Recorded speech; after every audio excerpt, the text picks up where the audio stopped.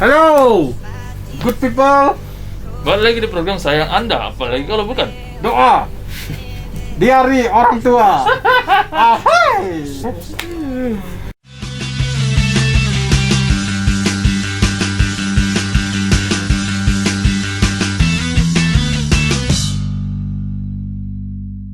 Wah, yes. Sudah masuk di minggu kedua. Ini program baru ya? Apa? Ini program baru ya? Doa ya. Doa.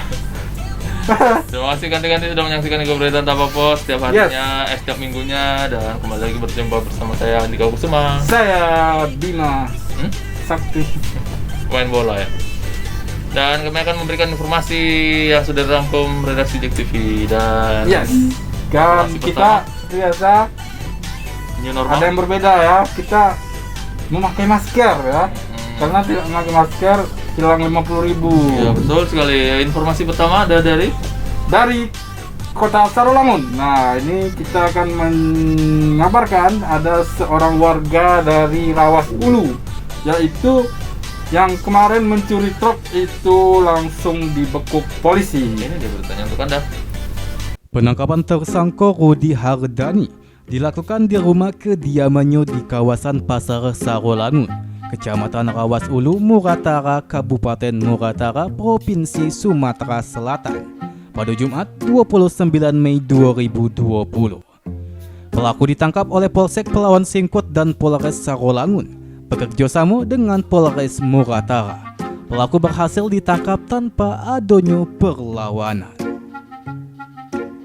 Berdasarkan keterangan Polres Sarolangun, aksi pencurian terjadi pada Kamis 7 Mei 2020. Saat itu korban atas nama Irwan Susanto Wago RT 21 Dusun Sukasari Desa Siliwangi Kecamatan Singkut memakaikan truk pengangkut sepeda motor bernomor polisi BE 8154 CU di samping SPBU Singkut. Namun saat korban hendak memanaskan truk miliknya ternyata sudah hilang diambil pencuri. Korban kemudian melaporkan ke Polsek Pelawan Singkut. Setelah melakukan penyelidikan, polisi akhirnya berhasil menemukan barang bukti truk yang dicuri. Truk tersebut tidak dijual secara utuh, namun pelaku mencopot onderdil truk dan menjual secara terpisah. Akibat perbuatannya, tersangka dikenakan pasal 363 KUHP tentang pencurian dengan pemberatan dengan ancaman kurungan penjara di atas 5 tahun. Kejadiannya ya, 12 April sekitar pukul 7 malam ya, si korban memarkirkan mobil truknya jenis Mitsubishi Fuso yang digunakan untuk mengangkut sepeda motor di samping SPBU Singkut. Kemudian setelah mobil tersebut parkir, kemudian pelapor biasa menutup pintu kemudian mengunci mobil, lalu dia pulang ke rumahnya di Desa Siliwangi. Kemudian setelah 2 hari ya, beristirahat 2 hari sekali, pelapor memanasi mobil.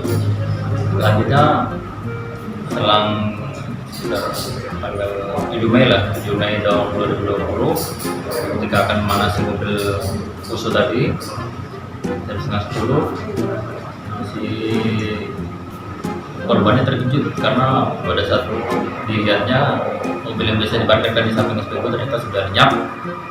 Kemudian setelah mengetahui mobil tersebut tidak ada, maka dia mencari di sekitar Singkut, juga tidak ditemukan. Akhirnya korban melapor ke Polsek.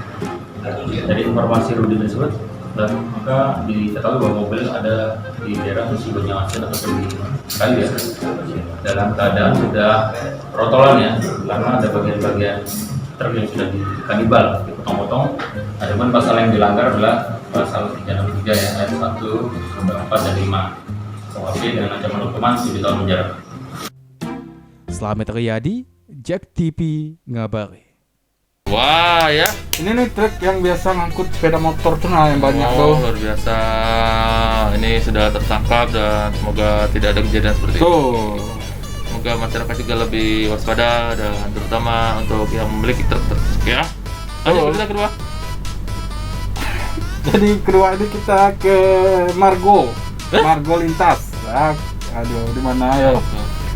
Margo Lintas itu di Kabupaten Merangin ya. Kejadian kali ini ada 3 orang pekerja peti yang tewas ya akibat tertimbun longsor. Ini dia beritanya untuk Anda. Tiga pekerja penambangan emas tanpa izin atau peti tewas tertimbun longsoran tanah tambang di Desa Tegalrejo, Kecamatan Tabir Lintas, Kabupaten Merangin. Para pekerja tertimbun tanah akibat longsor saat hujan deras. Tiga warga yang menjadi korban tersebut yaitu Saiman, warga Desa Tegalrejo, serta Parnawi dan Karnadi yang merupakan warga SPE Tabir Selatan. Menurut informasi yang diperoleh, kejadian itu terjadi pada Kamis 4 Juni sekira pukul 3 sore. Ketiga korban tengah bekerja di lubang dompeng bersama warga lainnya. Tiba-tiba lubang dompeng yang orang gali tersebut longsor dan menimbun ketiganya. Warga lainnya yang saat itu berada di sekitar lokasi panik dan berusaha melakukan penggalian untuk mencari keberadaan ketiga korban. Ketiga korban berhasil dievakuasi tim gabungan TNI dan Polri setelah 4 jam melakukan proses pencarian. Saat ditemukan, ketiga korban sudah dalam kondisi tidak bernyawa. Usai dievakuasi, korban langsung dibawa ke puskesmas Kecamatan Margotabir dan selanjutnya dibawa ke rumah duka. Kejadian tewasnya pekerja peti iko dibenarkan Kapolres Merangin AKBP Muhammad Lutfi.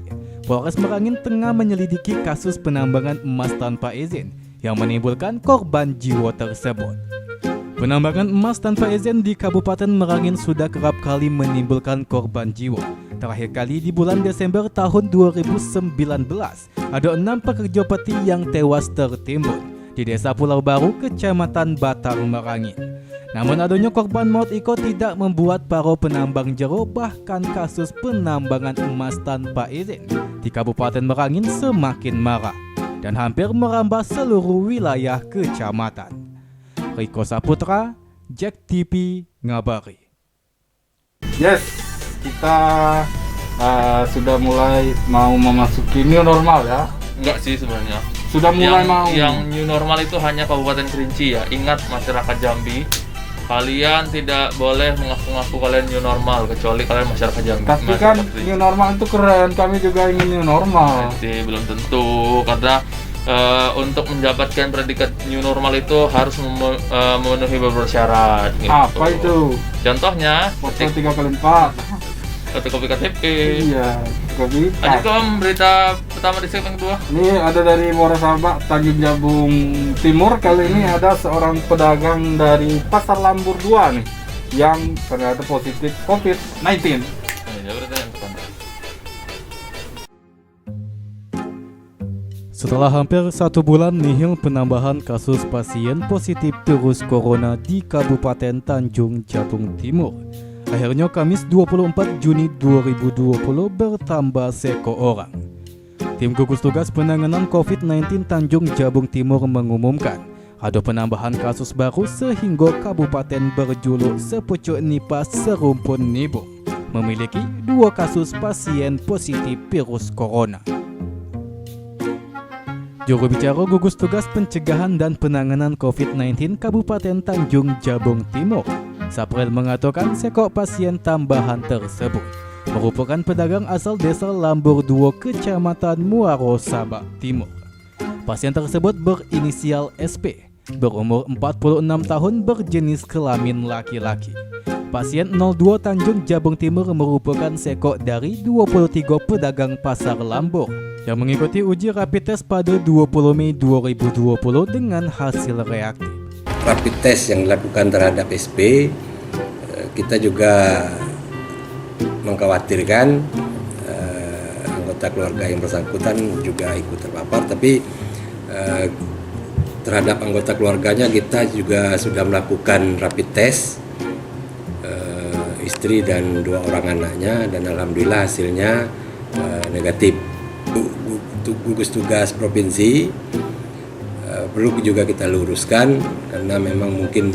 Sapril mengatakan kini pasien tengah menjalani perawatan isolasi di Rumah Sakit Umum Daerah Nurdin Hamzah.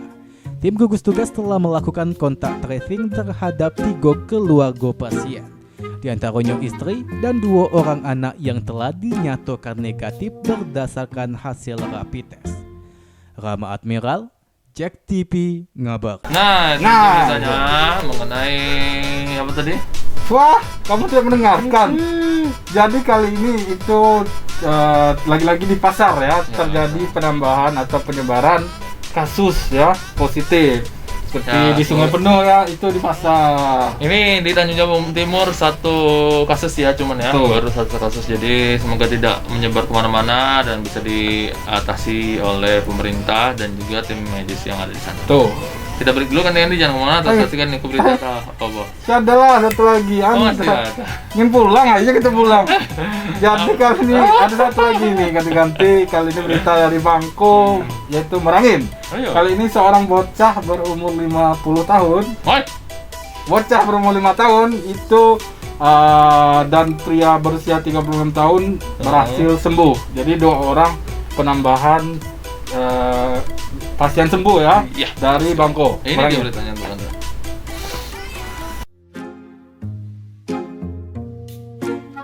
Hingga Jumat 5 Juni 2020, kasus pasien yang dinyatakan positif virus corona di Kabupaten Merangin mencapai 21 kasus. Sementara jumlah pasien sembuh mencapai 5 orang. Ketua Gugus Tugas Penanganan COVID-19 Merangin Al-Haris mengatakan, terjadi penambahan 2 pasien sembuh pada Kamis 4 Juni 2020. Keduanya adalah pasien 27 Provinsi Jambi, berinisial KU, umur 6 tahun yang merupakan anak dari jemaah klaster Goa. Sedangkan pasien sembuh kedua adalah pasien 20, yakni pasien berinisial A, dengan umur 36 tahun. Pasien Iko memiliki riwayat klaster Goa. Orang Goa yang dinyatakan sembuh sudah diperbolehkan pulang ke rumah. Sebelumnya, kedua pasien sembuh Iko diisolasi di Rumah Aman Merangin sembari menunggu hasil swab ketiga. Itu 5 sembuh. 5 sembuh, 4 negatif sudah swab kedua masuk ke sini. Nah, nanti rumah isolasi selama beberapa hari, swab lagi, kalau negatif juga baru kembali ke rumah. Swab kedua ketiga ya? Ketiga, nanti baru kita pulang ke rumah. Riko Saputra, Jack TV, ngabari. Tuh, balik lagi di program sayangan Anda, boleh kalau bukan Iko Berita. Apa? Di segmen ketiga ini berita pertama adalah Kali ini kita ke mana ya? Ke Kota Jambi aja ya. Kali ini tidak gunakan masker. Itu ada puluhan warga yang terkena sanksi push up. Jadi sebelum didenda 50.000 hari ini ya, Yo. itu ada yang sanksi push up dulu dari Kota Jambi ini ini ya. dia beritanya tuh. Tim gugus tugas yang terdiri dari anggota TNI, Polri, dan Dinas Perhubungan Kota Jambi kembali melakukan razia penggunaan masker. Kali ini petugas merazia di kawasan di Jembatan Makalam, Kecamatan Pasar, Kota Jambi. Pada razia tersebut, petugas masih mendapati warga yang tidak menggunakan masker saat berkendara. Orang belum mengetahui instruksi wali kota terkait kewajiban menggunakan masker jika berada di luar rumah. Sejumlah warga kemudian diberi hukuman dengan push up. Koordinator Bidang SDM Gugus Tugas Penanganan COVID-19 Kota Jambi, Saleh Ridho, menyebutkan, penertiban itu merupakan langkah untuk pencegahan penyebaran virus corona jelang pemberlakuan new normal. Dari beberapa kali menggelar sosialisasi sanksi denda Rp50.000 bagi warga tidak menggunakan masker pelanggar sudah mulai menurun. Warga mulai sadar akan pentingnya kesehatan dalam pencegahan virus corona. Jika beraktivitas di luar rumah, memberikan sosialisasi sekaligus pembagian masker. Setiap masyarakat yang tidak menggunakan masker yang beraktivitas di luar rumah akan dikenakan denda sebesar Rp50.000. Nah, kita berharap masyarakat sadar bahwa pentingnya penggunaan masker kalau mereka beraktivitas di luar rumah untuk memutus mata rantai COVID-19. Seperti diketahui, pemberlakuan denda bagi warga yang tidak menggunakan masker berlaku sejak Minggu 7 Juni 2020. Sedangkan selama 1 pekan itu tim gugus tugas hanya melakukan sosialisasi. Asar Patahangi, Jack TV, ngabari. Tuh. Nah, olahraga kan biar virus keluar dari hidung kita. Semoga masyarakat juga takut dengan hal ini ya. Tuh. Selain tidak, kalau untuk sekarang tidak memakai masker kena denda 50.000. Aha, itu Ya, biaya hidup 2 hari itu. lumayan tuh. Jadi nanti harus lebih waspada dan menggunakan masker bila keluar dari Ya rumah. kalau bingung apa nih ribet buka masker, pasang masker, buka lagi, pasang lagi, itu bisa dijahit. Biar dijahit di muka, biar tidak repot membukanya lagi. Itu Lanjut berita kedua. praktis ya. Kali ini kedua masih dari Kota Jambi, yaitu ada pengedar. Oi, Nah, pengedar ada apa? sabu. Pengedar apa ini? Ya, kali ini oknum ASN Satpol PP yang jadi Ah. pengedar narkoba itu berhasil diringkus oleh BNN. Ini dia berita. Wah!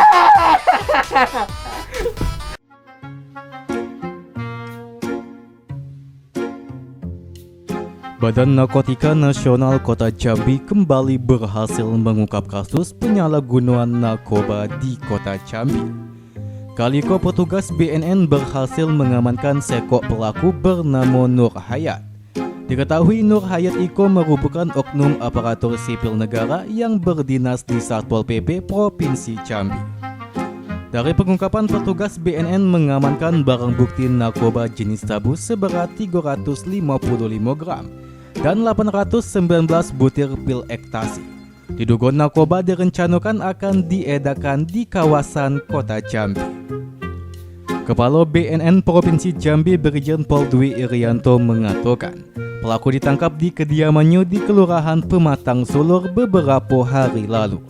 Pelaku merupakan oknum ASN yang merupakan bandar narkoba yang selama Iko dicari petugas.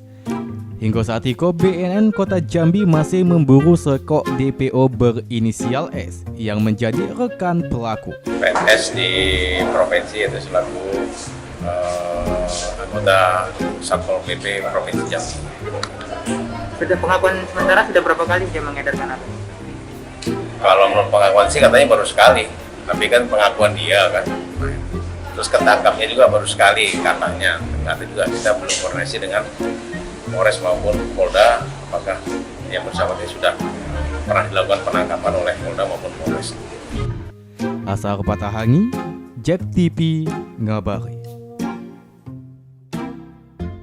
Kita kembali lagi di Pesona Bahasa. Program baru ya. Program baru yang ada di Jack TV setiap hari Senin pukul 3:30 15.30. Apa nih? Ya, itu dia tadi. Ya. Saksikan live setiap Senin. Senin, Anda juga ya. bisa telepon, asal jangan telepon penipuan. Ya, di segmen terakhirnya ada berita dari Kita ke Kota Sarolangun lagi, ada yang bejat-bejat lagi. orang tua Sekian lama kampung. kami menunggu ya, sepertinya mereka ini selama bulan Ramadan itu hanya bersembunyi. Insaf. Iya. Setelah Ramadan kembali lagi ada seorang ayah yang mencabuli anak kandungnya. Ini dia beritanya untuk Anda.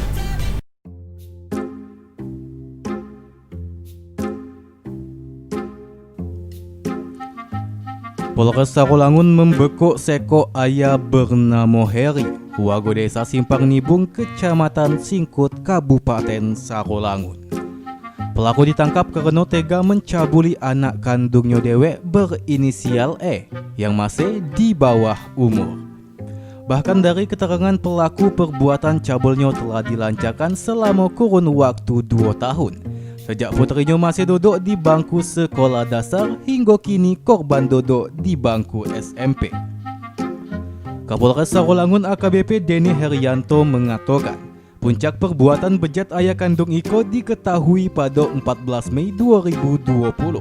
Aksi bejat Iko terungkap setelah pelaku melancarkan aksinya ketika korban tengah tidur. Korban dipaksa melayani nafsu bejat sang ayah dengan mengancam akan membunuh korban dan ibunya. Aksi pelaku Iko dilakukan ketika sang ibu tengah tidak berada di rumah. Korban kemudian dipaksa melayani nafsu bejat sang ayah hingga berulang kali. Karena di bawah umur kita inisialkan E ya, usia 14 tahun, anak korban. Jadi anak-anak si pelaku tinggal sama dengan si pelaku. Jadi pada hari Kamis ini jam 11 di dalam kamar korban ya, di dalam rumah itu di Desa Perawan Jaya, ada satu korban sedang tidur pada malam hari. Kemudian tersangka mendekati korban, lalu kemudian tersangka mengancam si anak ini, diam kau, kalau tidak diam nanti kau dengan mak kau bunuh, gitu ya, bahasa Singkut sana. kemudian tersangka mulai mencabuli dari anak tadi, dari mencium ya. Upaya pencabulan ini sudah dilakukan mulai korban sejak umur 12 tahun ataupun kelas 6 SD ya berarti ya. Adanya laporan dari pihak ibunya, ibu ataupun istri dari pelaku melapor ke Polres Tarulangu atas perbuatannya, maka si tersangka ini dikenakan pasal 82 ayat 1 ayat 2 junto pasal 76E Undang-Undang Nomor 35 Tahun 2014 dan tentang perubahan atau Undang-Undang dari 23 Tahun 2002 ya tentang perlindungan anak, dan ancaman hukumannya adalah 5 sampai 15 tahun, denda 5 miliar rupiah. Atas perbuatannya pelaku dijerat dengan pasal 82 junto pasal 76E Undang-Undang Perlindungan Anak dengan ancaman pidana 15 tahun penjara dan denda paling banyak 5 miliar rupiah. Slamet Riyadi, Jack TV ngabari. Ini biasa anak tiri, kali ini Anak kandung 2 tahun lagi, Cok. Memang nggak Aduh, selama 2 tahun itu bagaimanakah mereka bernegosiasi? Semoga masyarakat tidak lagi mendengar berita-berita seperti ini, dan kita juga tidak lagi membacakan berita seperti ini. Aduh, kayaknya sulit ya. Masyarakat juga harus lebih otaknya dipakai. Wah, janganlah begitulah. Terima kasih kan yang sudah menyaksikan Iko Berita Tak Apa-apa selama 1 jam ini. Ya. Kami mengucapkan terima kasih yang sudah menyaksikan dari mulai kami bersiaran. Mohon maaf jika ada salah kata dan salah perbuatan. Semoga kita dipertemukan di lain kesempatan dengan waktu yang enak dan juga rezeki yang lancar untuk kalian semua. Jadi akhir kata saya Adi Gausuma. Saya Bimo. Kali ini saksikan terus sekitar jam.com hanya di Jack TV Iko Berita Tak Apa-apa. Yeay.